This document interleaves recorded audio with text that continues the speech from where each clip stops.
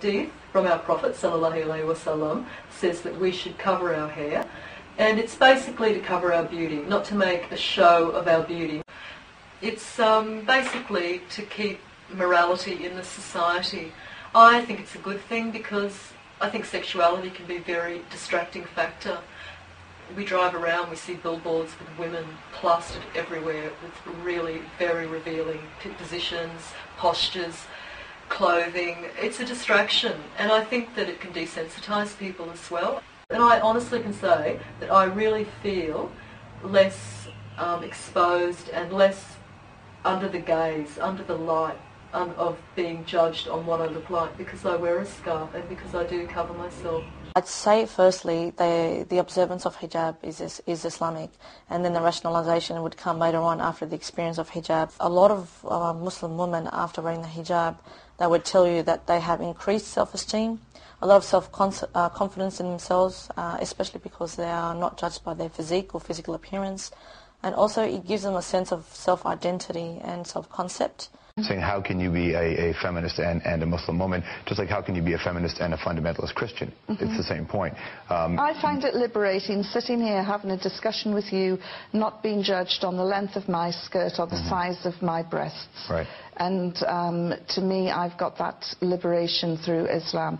Muslim women are not nuns. When we walk around and we dress modestly, it's because of many different reasons, but we still wear lipstick, we enjoy eating, and we enjoy sex, and we're not asexual beings.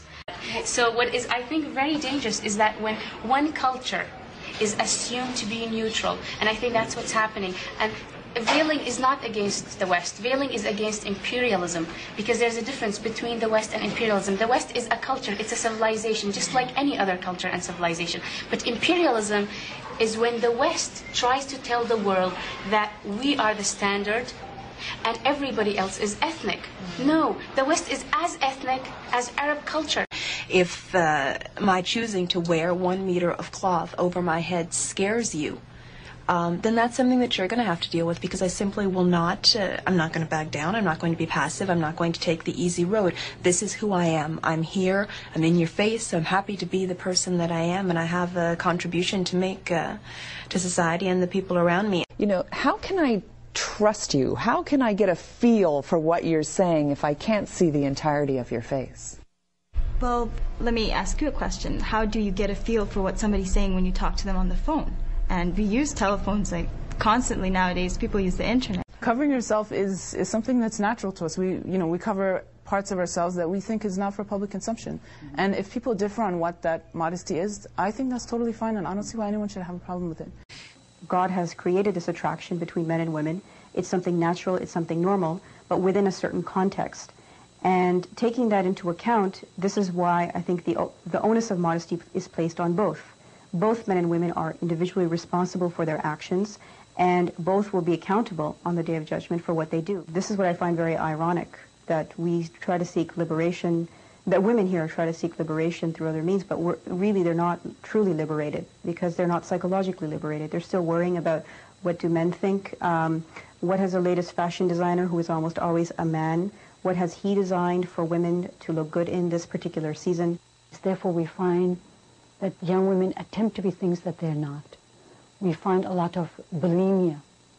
We find a lot of anorexia. So health issues are paramount when you begin to take those images as part of the way we ought to be. Rather than spending all day sort of preparing yourself for putting that body out there in front of public view, is your body in good enough shape? Is your hair the right color? Are your clothes fitting you the way that show that body off? You're preparing yourself in other ways. You're preparing yourself mentally, spiritually. Of course you want to be healthy, but your priority is not how you appear to others. If I look back on the problems that I had before I was Muslim, a lot of them had to do with the fact that there were no limits between men and women in terms of their socialization, and it led to a lot of situations in which you would find yourself uncomfortable. Those things are solved in a Muslim community. Covering and uncovering is just relative to who's looking at it.